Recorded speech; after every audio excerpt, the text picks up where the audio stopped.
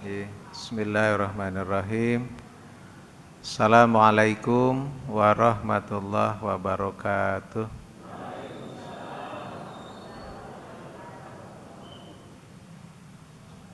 Hamdan lillah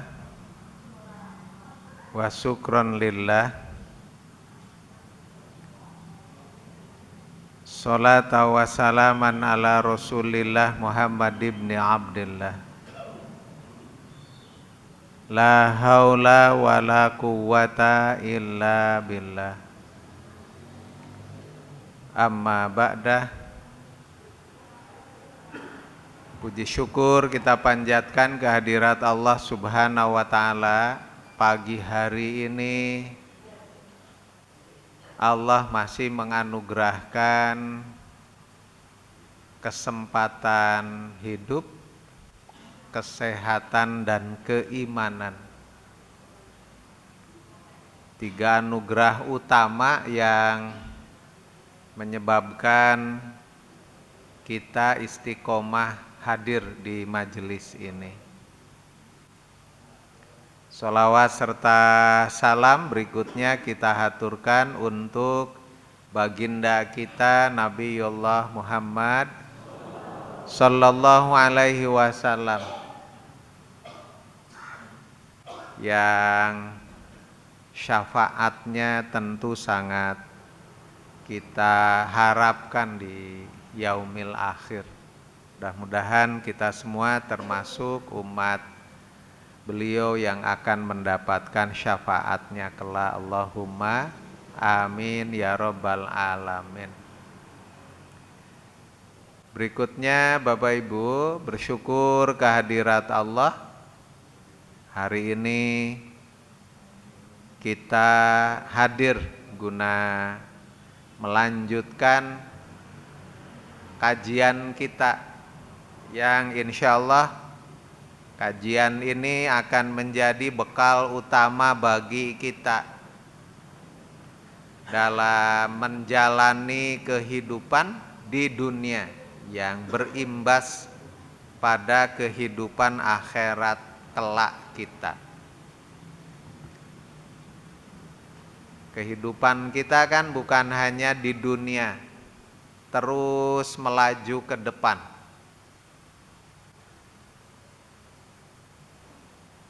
Ada kehidupan di alam barzah, kemudian ada kehidupan di alam akhirat. Sebagian saudara kita sudah mengalaminya, meninggalkan dunia, hidup di alam barzah, untuk kemudian semuanya nanti mudik ke kampung akhirat. Dan ketika nanti kita mudik pindah ke alam barzah, alam kubur, kata Nabi, kita akan dibersamai oleh 3 hal. Tetapi yang 2 kembali, yang 1 setia tetap menyertai kita.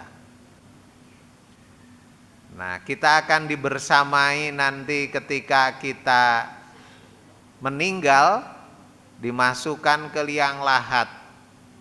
Bisa jadi sebelum dimasukkan ke liang lahat, kita dibersamai oleh anggota keluarga kita, saudara kita, tetangga kita, handai tolan kita, jamaah pengajian kita. Tetapi ketika jasad kita dimasukkan ke liang lahat, mereka tidak ikut bersama kita, kembali ke rumah masing-masing.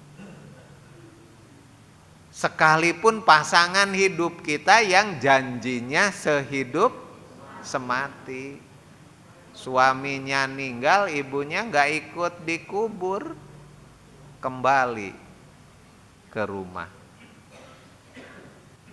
Bisa jadi ketika kita wafat, kita diantar oleh harta kita, ditutupi oleh jarit milik kita, Lalu kemudian karena bisa jadi pemakamannya jauh, anggota keluarga kita tidak berjalan mengantarkan kita di pemakaman itu, pakai mobil kita, mobil ikut ngantar juga, jarit ikut membersamai kita. Tapi ketika dimasukkan ke liang lahat, mobilnya tidak ikut dikubur, jaritnya juga tidak ikut dikubur, dibawa pulang kembali. Kata Nabi, hanya satu yang tetap setia membersamai kita ketika kita hidup di alam barzah, dimasukkan ke liang lahat, yang setia mendampingi kita adalah amal kita. Nah, oleh karena itu Nabi menyatakan orang yang cerdas itu adalah mereka yang senantiasa ingat akan mati dan menyiapkan kematian yang akan dihadapi. Karena kematian itu pasti akan kita alami. Kullu nafsin dha'iqatul maut. Cuma mohon maaf, sering dilupakan, seolah-olah kita nggak bakalan mati. Padahal semua kita ini calon mati. Nah, disinilah letak pentingnya bersyukur kehadirat Allah. Kita hadir di sini, berterima kasih kepada pengelola pengajian karena memfasilitasi kita semua guna kemudian kita mendapatkan ilmu, mendapatkan giroh semangat lewat pengajian ini. Insya Allah semangat beramal kebaikan meningkat, semangat taubat juga meningkat. Jika suatu saat ajal menjemput kita, insya Allah kita husnul khotimah. Allahumma amin ya robbal alamin. Pak Ibu, maknanya besar kehadiran kita di sini. Oleh karena itu sekali lagi bersyukur kehadirat Allah Subhanahu wa ta'ala. Bapak Ibu, hari ini kita akan melanjutkan kajian kita. Wah, ini yang atas keliru nih. Ya, mestinya al haditsus tsani wassalasuna. Ini keliru Bapak Ibu. Hadis yang ke-32, al haditsus tsani wassalasuna. Hadis yang akan kita kaji, hadis yang ke-32 ini bersumber dari Abi Sa'id Sa'd bin Malik bin Sinan. An Abi Sa'idin Sa'd bin Malik bin Sinan. Dari Abi Sa'id, nama aslinya Sa'ad bin Malik bin Sinan al-Khudriyyi. Nah, tetapi lebih populer biasanya disebut Abi Sa'id al-Khudri. Bapaknya Malik bin Sinan al-Khudri. Radhiyallahu anhu, semoga Allah meridhoinya, meridhoi Abi Sa'id atau Sa'ad bin Malik bin Sinan al-Khudri, atau kita mengenalnya dengan Abi Sa'id al-Khudri.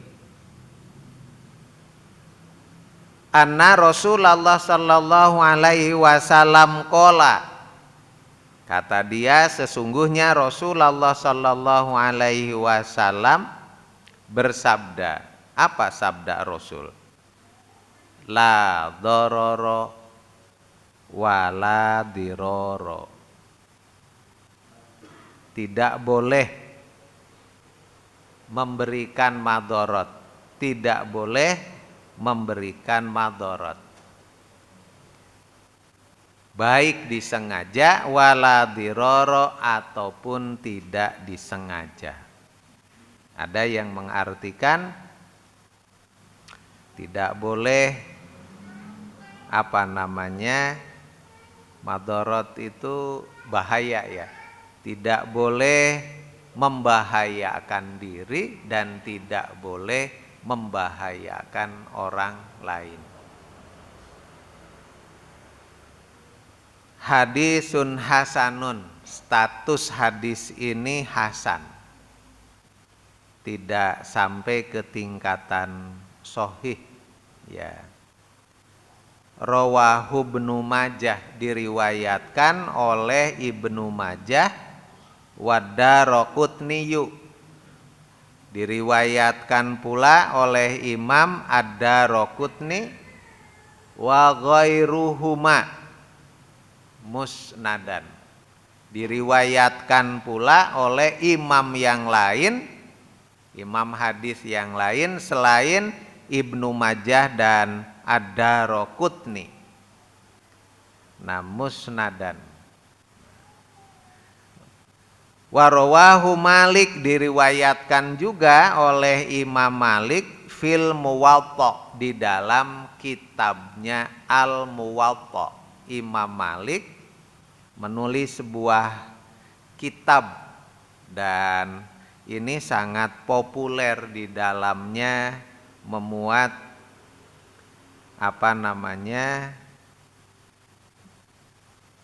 hadis-hadis Rasulullah Sallallahu Alaihi Wasallam yang dijadikan pembahasan di dalamnya. Namanya kitab Al Muwatta. Mursalan, yang menyebabkan hadis ini hasan karena mursal. Mursal itu tidak menjelaskan sahabat. Jadi dari tabi'in lompat ke Rasulullah Sallallahu Alaihi Wasallam. Nah, tetapi Bapak Ibu yang saya muliakan, karena jumlahnya banyak, terdeteksi sebenarnya walaupun tidak dituliskan, tidak disebutkan, nah terdeteksi nama sahabat yang menjadi sumber utama informasi ini sebenarnya ada. Amr bin Yahya. Amr bin Yahya, dia mendapatkan informasi an abihi, dari bapaknya. Bapaknya mendapatkan anin Nabi Sallallahu Alaihi Wasallam, dari Rasulullah Sallallahu Alaihi Wasallam. Pak Askoto Aba Sa'id. Nah, lalu kemudian tanpa menyebutkan Abu Sa'id. Jadi tidak begitu populer ya. Nah, karena jumlahnya banyak, walahu turukun, sehingga kemudian yuqawwiyu ba'duha ba'dan, saling menguatkan satu sama lain. Tuh. Bapak Ibu yang saya muliakan, para ulama menempatkan hadis ini sebagai salah satu dasar pengambilan keputusan dalam fikih Islam. Al-Qawaidul Fikhiyatil Kubra. Jadi salah satu kaidah dasar di dalam fikih. Kaidah yang apa? Kaidah yang fundamental. Karena nanti hadis ini menjadi dasar utama dalam penetapan fikih. Nanti kita jelaskan contohnya. Oleh karena itu, para ahli hadis menempatkan hadis ini sebagai salah satu poros dalam ibadah, poros dalam fikih, poros dalam muamalah juga. Tuh. La dororo wala diroro. Kalau dilihat dari susunan katanya, sebenarnya kata la di dalam hadis ini itu kan menunjukkan la nafyin. Nah, la itu ada dua, ada la nafyin, ada la nahyin. Yang biasanya diartikan tidak ada. Kalau la nahyin larangan, janganlah.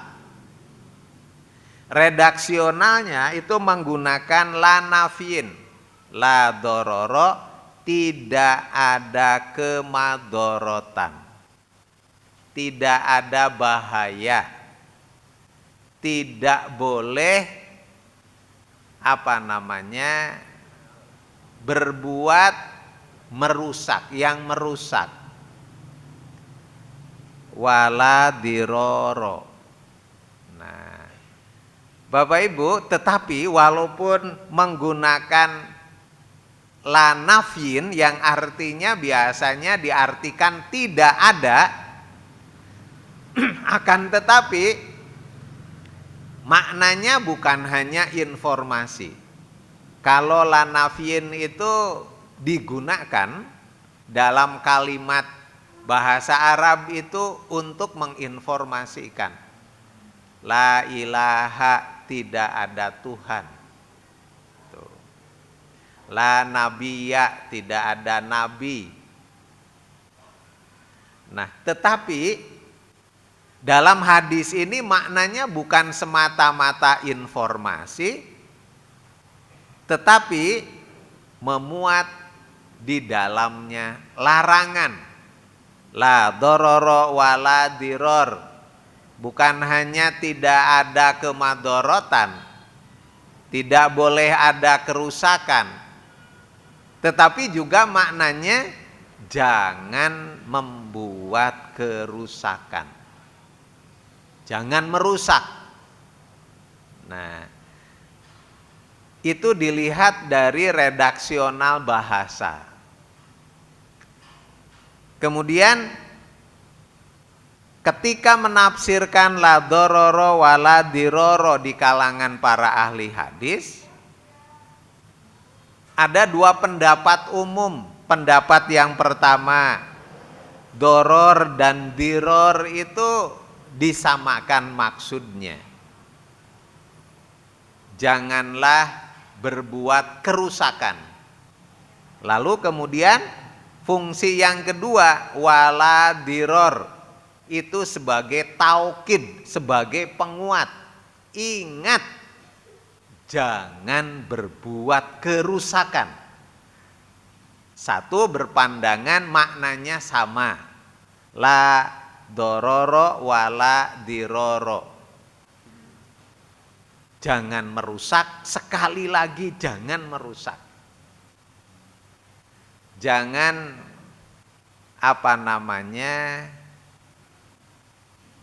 membahayakan. Sekali-kali lagi jangan membahayakan. Jadi penguat, ya, pengulang. Nah, tetapi yang kedua, Bapak Ibu, di kalangan para ahli hadis menafsirkan antara dororo dan diror itu berbeda. La dororo wala diroro. Jangan berbuat bahaya, jangan merusak, nah, dan jangan mendatangkan kerusakan.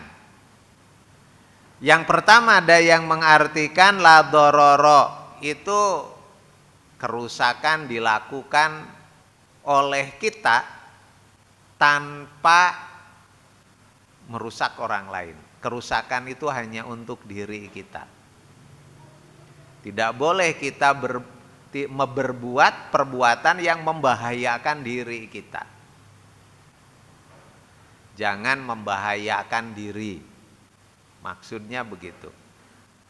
Nah, wala diroro, kerusakan, bahaya yang mengakibatkan bahaya bagi orang lain. Tidak boleh membahayakan diri sendiri.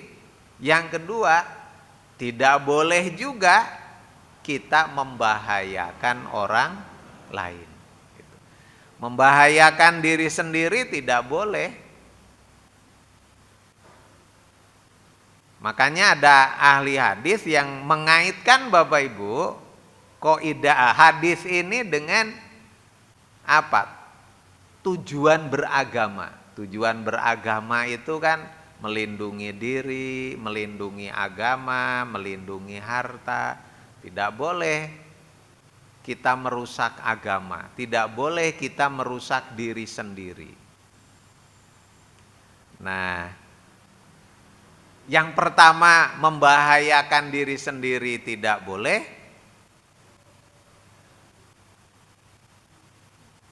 Bunuh diri kan makanya sangat terlarang dalam Islam. Wong kita kan saya yang punya saya. Ngapain tidak boleh saya menghilangkan nyawa saya? Wong nyawa punya saya kok. Ya terserah saya. Ya walaupun nyawa milik kita, tapi kan nyawa titipan Allah yang dititipkan kepada kita. Harus kita jaga sebaik mungkin. Jika belum saatnya nyawa terlepas dari diri kita, jangan dilepaskan. Nah, itu namanya nekad. An-nekad min alamatil konyoli, ya. Kalau bunuh diri karena nekad itu matinya mati konyol, ya. Nah, tidak boleh juga membahayakan orang lain, mendatangkan madorot kepada orang lain, melukai orang lain, tidak boleh. Membunuh orang lain tidak boleh, ya. Diri sendiri tidak boleh, berimbas kepada orang lain juga tidak boleh. Gitu. Ada yang bisik-bisik, merokok itu membahayakan diri sendiri apa enggak? Nah, yang satu bilang bukan hanya membahayakan diri sendiri, membahayakan orang lain juga tahu gitu. Tapi teman saya menyampaikan merokok itu memang merusak diri karena dampak negatif yang dimunculkan. Dan bukan hanya untuk diri sendiri, pengaruh dari merokok juga punya dampak terhadap orang lain. Maka ada istilah kan perokok pasif. Itulah sebabnya Majelis Tarjih itu kan mengeluarkan fatwa haram tentang merokok itu. Ini mohon maaf bagi pada perokok ini, ya. Tapi teman saya menyampaikan gini, siapa bilang merokok tidak ada manfaatnya? Merokok itu bermanfaat terutama bagi para perokok berat. Jadi kalau mau merokok jangan tanggung-tanggung, sekalian jadi perokok berat biar mendapatkan manfaat. Saya coba nanya, emang manfaat merokok apa? Teman saya bilang, Bapak Ibu, satu perokok berat itu tidak bakalan rumahnya kemasukan maling, dijamin tuh. Yang kedua, kata teman saya ini, perokok berat itu tidak bakalan digigit anjing apa kucing. Yang ketiga, perokok berat itu tidak bakalan ubanan. Saya nanya lebih lanjut logikanya, gimana perokok berat kok tidak bakalan kemasukan maling rumahnya? Kata dia, perokok berat itu biasanya punya penyakit batuk. Orang kalau batuk-batuk kan gak bisa tidur nyenyak, sedikit tidur batuk, oho. Nah kalau kita terkena penyakit batuk di rumah, maling gak bakalan masuk ke rumah. Iya, saya bilang, dasar ya.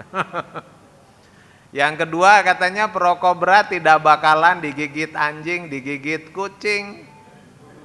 Kalau batuknya sudah parah biasanya jalan aja harus pakai tongkat. Anjing gak mau mendekat sama orang yang bawa tongkat ya. Yang ketiga katanya perokok berat tidak bakalan ubanan karena sebelum ubanan udah mati duluan katanya. Iya. Saya punya tetangga ya saudara Bapak Ibu, memang perokok berat. Dulu di pondoknya tradisional itu. Sulit sekali katanya untuk menghilangkan kebiasaan merokok itu. Saya nanya, waktu haji bisa nggak di sana? Bisa. Iya, loh berarti kan bisa gitu. Nah coba ketika Ramadan sebulan bisa nggak? Dicoba bisa. Masuk bulan Syawal maka muncul tekad Bapak Ibu.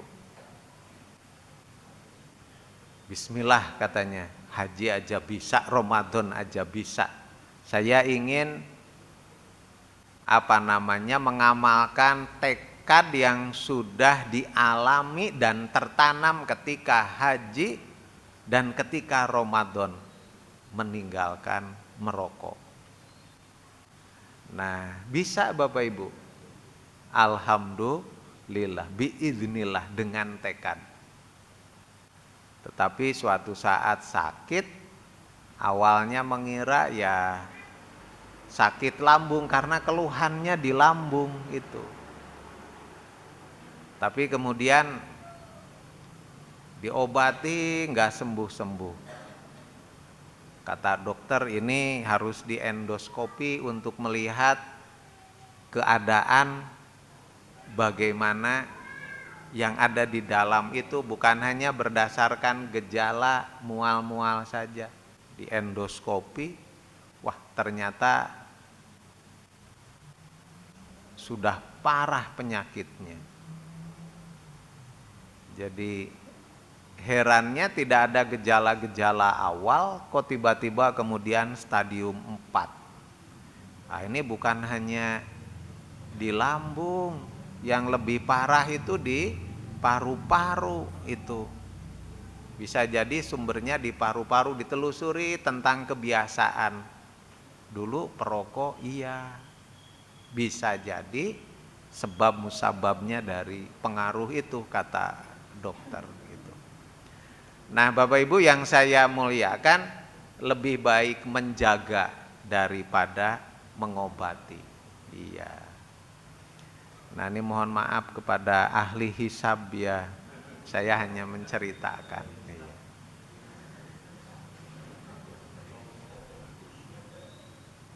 Dari hadis ini nanti Bapak Ibu muncul kaidah usul fikih.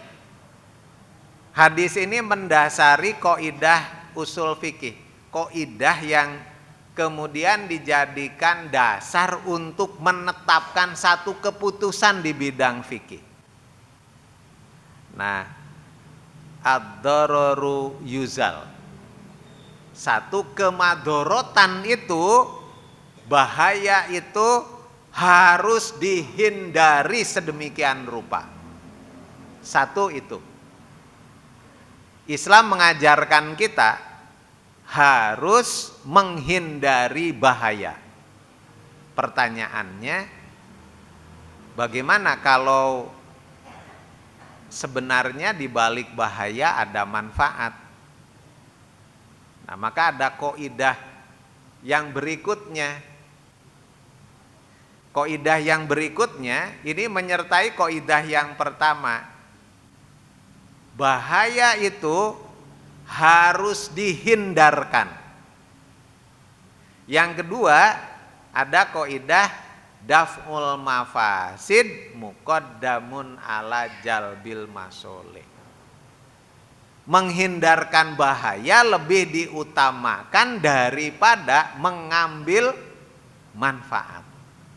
Masih ingat dalam benak kita ketika Covid kemarin, nah muncul himbauan, bahkan larangan ya, berjamaah di masjid, sholatnya sendiri-sendiri saja. Lo berjamaah kan ada keutamaan, kok dilarang? Tapi di balik keutamaan itu memungkinkan munculnya bahaya, tersebarnya COVID saat itu. Sehingga kemudian dianjurkan, munculkan fatwa dari MUI, himbauan dari Majelis Tarjih PP Muhammadiyah, dari pimpinan besar Nahdlatul Ulama, agar sholat sendiri-sendiri di rumah, jamaahnya sementara tidak dilaksanakan.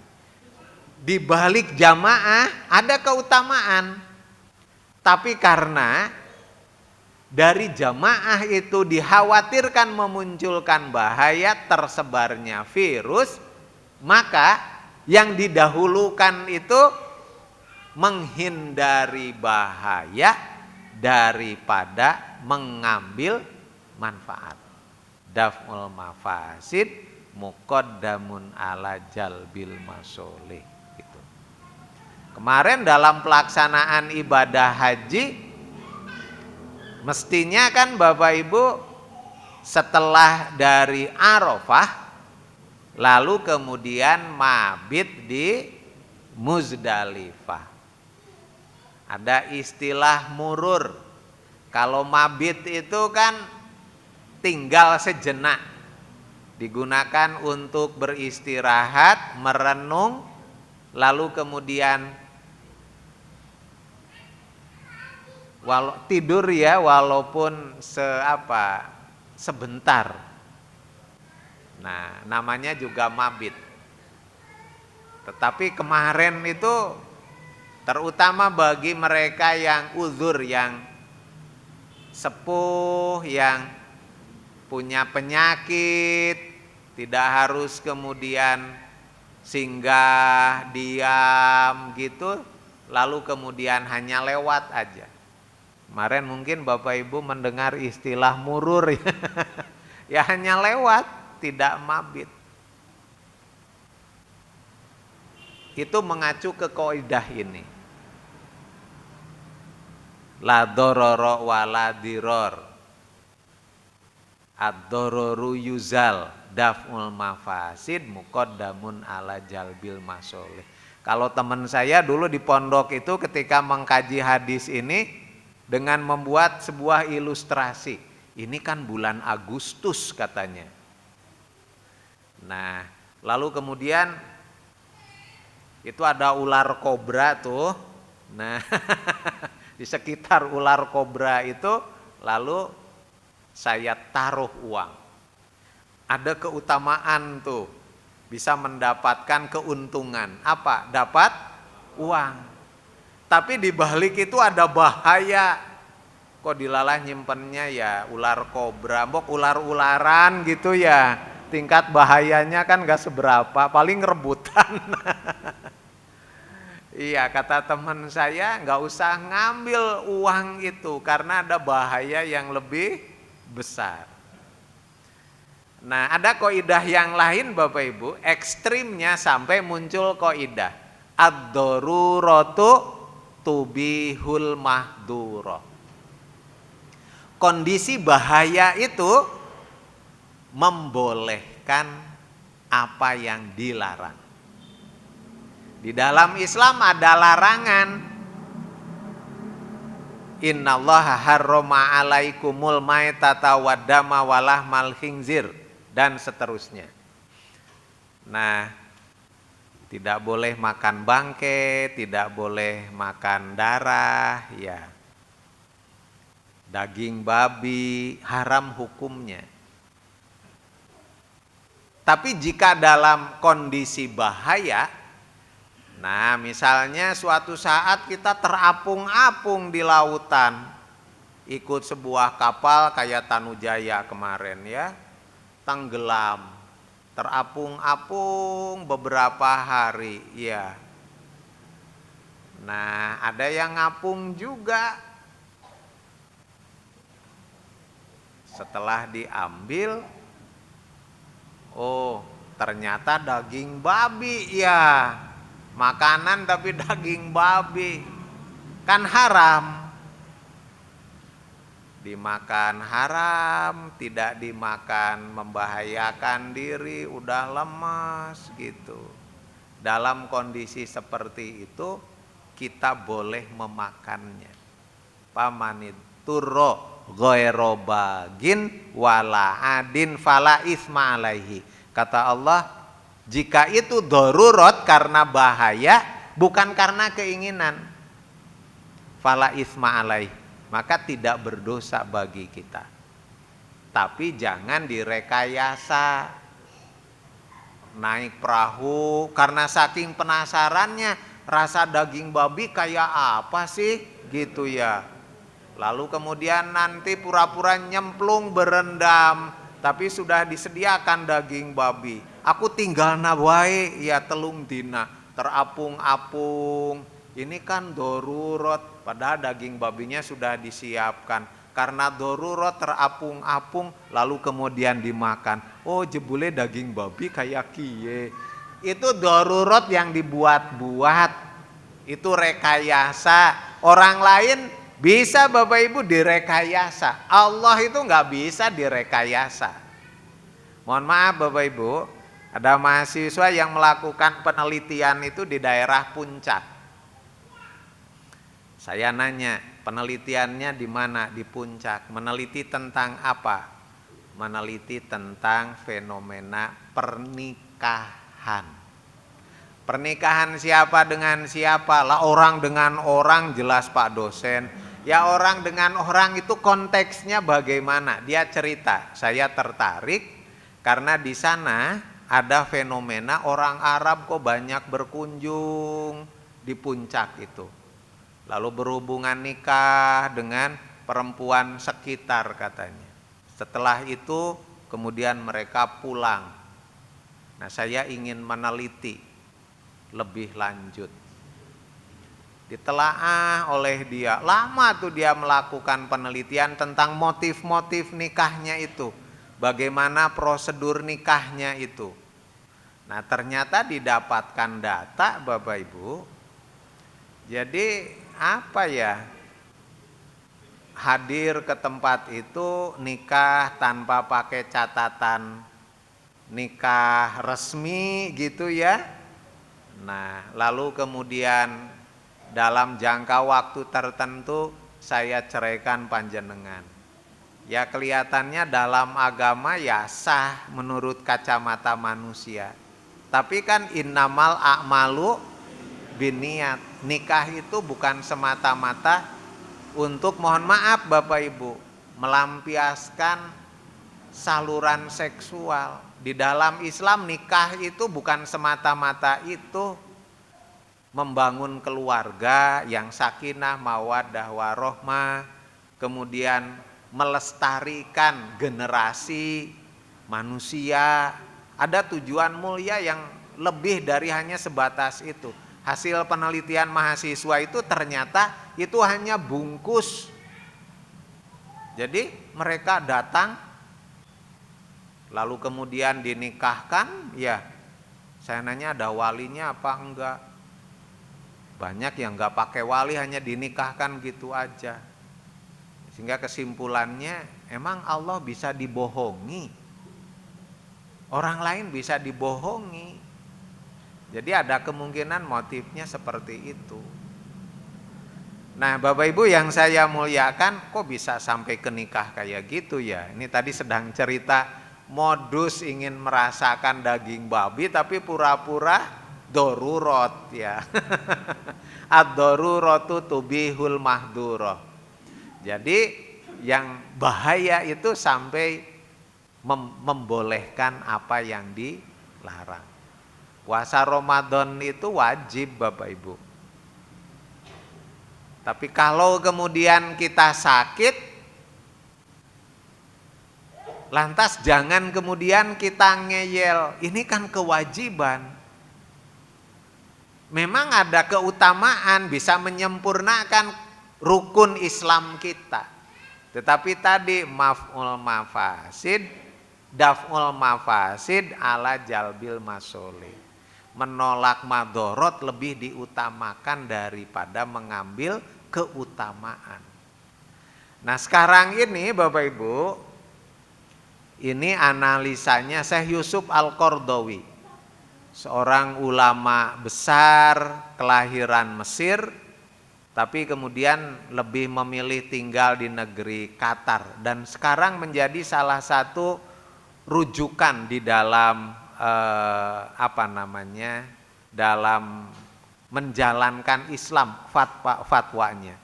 Salah satu bukunya yang populer itu Fatwal Mu'asir, fatwa kontemporer, karena di dalamnya memuat pedoman tentang bagaimana kita melaksanakan ajaran Islam di era kontemporer sekarang ini. Muncul dinamika-dinamika baru yang di zaman Nabi belum ada. Nah dia menulis sebuah buku bagus Bapak Ibu. Nah judulnya, seingat saya sudah diterjemahkan ke dalam beberapa bahasa termasuk bahasa Indonesia ya. Nah judulnya itu Al-Ghulu fil Islam. Nah, berlebih-lebihan di dalam Islam atau mungkin ekstrim dalam Islam. Di satu sisi kata beliau kita bersyukur kehadirat Allah, muncul semangat gairah menjalankan ajaran Islam. Tetapi di sisi lain ketika orang semangat bergairah menjalankan ajaran Islam, ilmu biasanya datang perlahan. Pengajian demi pengajian itu kan butuh proses keutuhan ilmu dalam pengamalan Islam. Tetapi karena ilmu ini lebih didominasi oleh semangat, bisa jadi ilmunya belum terpenuhi semua, tapi semangat menjalankan ajaran Islamnya luar biasa besarnya. Itulah yang menyebabkan munculnya fenomena berlebih-lebihan dalam Islam. Ada seseorang yang kemudian masuk bulan Ramadan sakit, tapi semangatnya kan luar biasa dalam menjalankan ajaran Islam. Karena tidak disertai dengan ilmu, ada rukhsah, keringanan di dalam melaksanakan ibadah puasa di bulan Ramadan, berakibat fatal. Melakukan perbuatan ekstrim, menyimpang dari ajaran Islam, tapi dengan keyakinan saya melaksanakan ajaran Islam, istiqomah gitu, dengan penuh kesabaran. Sakit, dokter menyarankan nggak usah puasa dulu. Enggak, kapan kita punya kesempatan bulan Ramadan gitu, kan nanti bisa dikodok. Mending sih nek umure nyandak lah, mengko nek sebelum Syawal sudah ninggal dulu jajal kepriwe. Akhirnya memaksakan diri puasa berakibat fatal. Itulah yang oleh Syekh Yusuf Al-Qaradawi, fenomena ini muncul, semangat beragamanya luar biasa tanpa dibekali dengan keutuhan ilmu, salah satunya tentang pemahaman ad-dharara wala diror. Bagaimana ketika kita dihadapkan ke dalam kondisi bahaya dalam pengamalan agama. Bapak Ibu yang saya muliakan, waktu saya haji, ada orang yang menjelang prosesi haji, itu kan bisolawat diberhentikan. Nah sebenarnya mengacu ke kaidah ini, jangan sampai nanti ketika pelaksanaan pas prosesi haji kondisi tidak prima. Jadi yang sunnah, keutamaan sementara ditangguhkan dulu. Bisolawat diberhentikan, padahal jaraknya relatif jauh. memaksakan diri tetap jamaah ke Masjidil Haram. Betul, pasti saatnya prosesi haji dilaksanakan, dia sakit dan tidak bisa menikmati yang utamanya ibadah hajinya itu. Ya, awalnya komentarnya begitu, mumpung nang Mekah, lamuk jarang-jarang. Iya, tapi kan ini untuk persiapan haji. Ya ditangguhkan hanya 2-3 hari tidak berjamaah demi menjaga, menyiapkan fisik kita. Saya sampai membuat sebuah ilustrasi. Nabi sebelum prosesi haji yang utama wukuf di Arafah, Nabi kan tarwiyah ke Mina terlebih dahulu. Di sana ada fungsi persiapan, menyiapkan diri. Ya menyiapkan fisiknya, ya menyiapkan keperluannya. Nah, persiapan itu penting. Tapi karena tidak paham, yang digarisbawahi hanya keutamaan. La dororo wala dirornya itu lantas kemudian tidak dijadikan landasan. Nah terakhir Bapak Ibu, setelah ini ada kegiatan lagi Pak Haji Dato? Masih ada ya? Ya saya lihat jam. Satu lagi Bapak Ibu, tapi mohon maaf nih, jangan la dororo wala diroro ini dijadikan nanti alasan untuk kita untuk bermalas diri. Alasan, ayo jamaah. Bok ada keutamaan di balik jamaah, sholat berjamaah di masjid. Aku lagi waktu, nanti malah nulari kanca-kanca, kan bahaya. Kayak orang tahu ngaji karo Pak Asep, bok lah dororo wala diroro ya. Iya. Nah itu namanya ngakali ya. Bapak Ibu yang saya muliakan, insya Allah tidak, karena semua kita mendasarkan diri tentang amal kita itu bukan kepada pandangan orang lain, tapi semata-mata hanya karena Allah. Kita meyakini Allah senantiasa mengawasi kita. Oleh karena itu ini harus kita amalkan secara proporsional. Yang tahu bahaya dan tidak bahaya itu masing-masing diri kita. Bismillah, kayaknya wis mandan sehat. Kita yang bisa mengukur kemampuan kita sehingga kemudian membahayakan apa tidak bagi kita. Yang kedua Bapak Ibu, ternyata kita tidak hanya cukup menjaga diri dari bahaya. Jangan sampai juga kita membahayakan orang lain. Masya Allah, Islam mengajarkan kita untuk senantiasa kita berada pada keadaan yang selamat, tidak bahaya, tidak membahayakan. Kalau sampai bahaya, harus segera keluar dari kondisi itu. Walaupun bisa jadi di dalamnya ada keutamaan. Menghindarkan bahaya lebih diutamakan daripada mengambil keutamaan. Bahkan, di dalam Islam, bahaya itu bisa menyebabkan diperbolehkannya sesuatu yang dilarang. Asal betul-betul bahaya. Bukan pura-pura bahaya. Yang repot pura-pura bahaya ya. Bapak Ibu yang saya muliakan, barangkali nanti ada kegiatan lagi yang lain. Bapak Ibu biasanya rajin-rajin. Setelah ini kajian Ahad pagi ya. Nanti ada kajian lagi. Masya Allah luar biasa. Mudah-mudahan berkah bagi kita semua. Sehat semuanya, panjang umur. Insya Allah nanti ketika menghadap Allah husnul khotimah. Amin ya robbal alamin. Nasru minallah wa fathun qarib wa basyiril mu'minin. Subhanakallahumma wa bihamdika asyhadu an la ilaha illa anta astaghfiruka wa atubu ilaik. Assalamualaikum warahmatullahi wabarakatuh. Waalaikumsalam warahmatullahi wabarakatuh. Alhamdulillah kajian hari ini telah berakhir, telah diakhiri juga bareng-bareng. Marilah kita bersama baca hamdalah monggo. Alhamdulillahirabbil alamin.